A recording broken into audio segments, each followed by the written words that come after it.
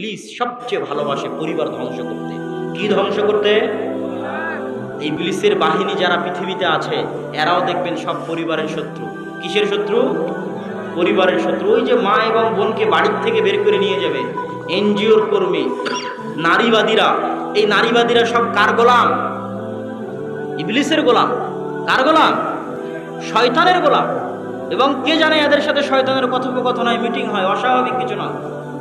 শয়তানের সাথে তাদের কথোপকথন হতে পারে, শয়তানের সাথে তাদের মিটিং হতে পারে।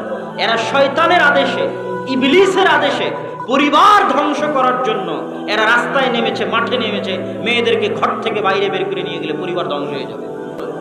এই জন্য পরিবার ধ্বংসের যত ষড়যন্ত্র আছে, মহিলাদেরকে ঘর থেকে বের করে নিয়ে যাওয়া, মহিলাদেরকে বেপরদায় লিপ্ত হওয়া, জেনা বেভিচার আম করে দেওয়া, সমকামিতাকে আম করে দেওয়া, প্রকাশ্য করে দেওয়া মানবাধিকারের নামে, এগুলো সব